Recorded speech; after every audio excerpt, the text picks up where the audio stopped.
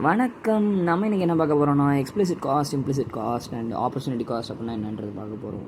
So first explicit cost அப்படின்னா என்னன்றது பார்த்தோன்னா ஆக்சுவல் கேஷ் அவுட்ஃப்ளோ. ஸோ நம்ம டேரெக்டாக இப்போது நம்ம எந்த செலவு பண்ணுறோமோ அது வந்து எக்ஸ்பிளிசிட் காஸ்ட். அண்ட் இம்ப்ளிசிட் காஸ்ட்ன்றது potential income that is foregone அப்படின்றது. நம்ம நெக்ஸ்ட் பெஸ்ட் ஆல்டர்னேட்டிவ் நம்ம ஃபஸ்ட்டு இதுலேயே நம்ம வீடியோவில் ஆப்பர்ச்சுனிட்டி காஸ்ட்னா என்னென்னு எக்ஸ்பிளைன் பண்ணியிருந்தோம். ஸோ ஆப்பர்ச்சுனிட்டி காஸ்ட்னா என்னன்றது பார்த்திங்கன்னா நத்திங் பட் இம்ப்ளிசிட் காஸ்ட். இது ரெண்டும் ஒரே அர்த்தம் தான், implicit cost and opportunity cost தான். ஸோ ஃபார் எக்ஸாம்பிளோட ஒரு சொல்லணும்னா, இப்போ நம்ம ஒரு படத்துக்கு போய் 3 படத்துக்கு போகிறோம்னு வச்சுக்கோங்களேன். அந்த படத்துக்கு டிக்கெட் எவ்வளோ செலவு பண்ணுறோம் அப்படின்றது பார்த்திங்கன்னா அது வந்து எக்ஸ்பிளிசிட் காஸ்ட். நம்ம அந்த படத்துக்கு போகாமல் நம்ம வீட்லேயே உட்காந்து ஏதாவது ஒரு ஃப்ரீலான்சிங் ஒர்க் பண்ணி அதுலேருந்து ஒரு நிறைய சம்பளம் வந்ததுன்னா, ஒரு கம்மியாக ஏதோ ஒரு சம்பளம் வருதுன்னா அது வந்து ஆப்பர்ச்சுனிட்டி காஸ்ட். ஏன்னா நம்ம அது போகாமல் இது பண்ணியிருந்தால் நமக்கு இது கிடச்சிருக்கும் அப்படின்ற மாதிரி. So that is opportunity cost.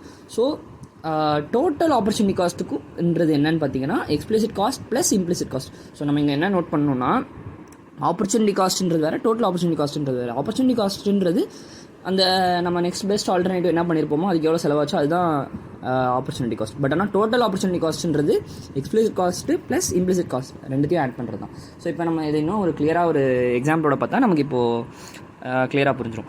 So நம்ம வந்து ஒரு எக்ஸாம்பிள் எடுத்துக்கிறோம். ஸோ இப்போ வந்து ஒரு 3 hours மூவி போகிறோம், ஓகேவா? ஸோ அதுக்கு ஒரு டிக்கெட் வாங்குகிறோம். அந்த டிக்கெட்டோட விலை வந்து 10 ரூபான்னு வச்சுக்கலாம்,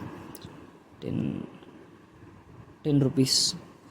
ஸோ 3 மணி நேரம் படத்துக்கு போனால் 10 rupees. இப்போ நம்ம அதே 3 மணி நேரத்தை வந்து படத்துக்கு போகாமல் 3 மணி நேரம் ஒர்க் பண்ணுறோன்னு வச்சுக்கலாம். 3 hours ஒர்க்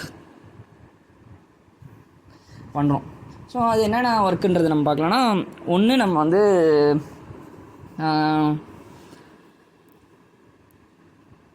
அந்த ஒர்க்கு வந்து நம்ம இப்போது ஒரு லான் வேலை பண்ணுறோன்னு வச்சுக்கலாம். நம்ம போய் புல்லை போய் நம்ம வெட்டிகிட்டு இருக்கோம் ஒரு வீட்டில். அதுக்கு வந்து எவ்வளோ கிடைக்கும்? 30 ரூபா கிடைக்கும்னு வச்சுக்கலாம். 1 மணி நேரத்துக்கு 30 rupees per hour. இது வந்து லான் ஒர்க்குக்கு. நம்ம வந்து செடியெலாம் கட் பண்ணிட்டு புல் வெட்டிட்டு அந்த மாதிரி இருக்கிற வேலைக்கு வந்து 30 rupees per hour கிடைக்குது. ஆர் நம்ம வந்து வீட்டில் போய் பெயிண்ட் அடிக்கிற வேலை செய்கிறோம், அதுக்கு வந்து 20 ரூபா கிடைக்கிது, 20 rupees per hour. ஆர் இது வந்து paint.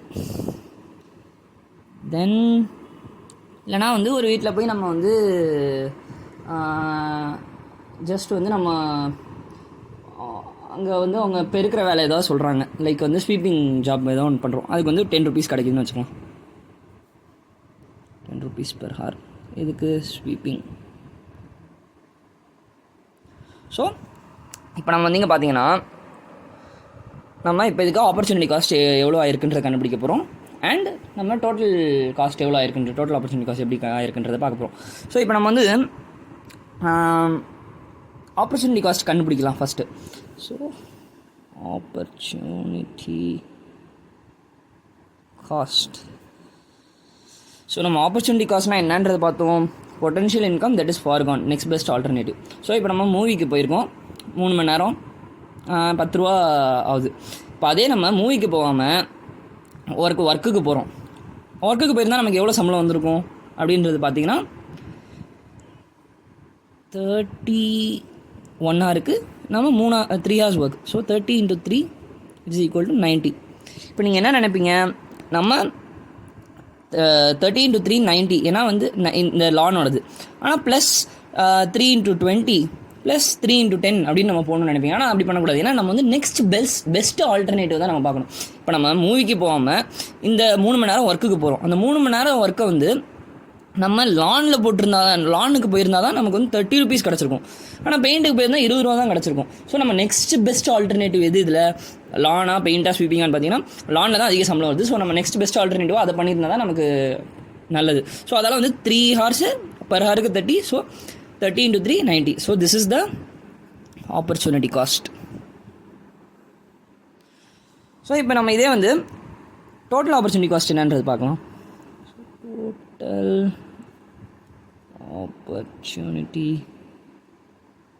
cost or total cost. Total காஸ்ட்டோட ஃபார்முலா என்ன, explicit cost plus implicit cost. எக்ஸ்பிளிசிட்டாக நமக்கு எவ்வளோ ஆயிருக்கு, 3 hours மூவிக்கு 10 ரூபா இருக்குது. ஸோ 10 rupees நம்ம அது ஆக்சுவலாக நம்ம செலவு பண்ணோம். அது இல்லாமல் நம்ம இம்ப்ளிசிட் காஸ்ட் எவ்வளோ இருக்குது, அதாவது விச் இஸ் ஆப்பர்ச்சுனிட்டி காஸ்ட் எவ்வளோ இருக்குது, 90 இஸ் ஈக்குவல் டு, ஸோ டோட்டலாக 100 rupees.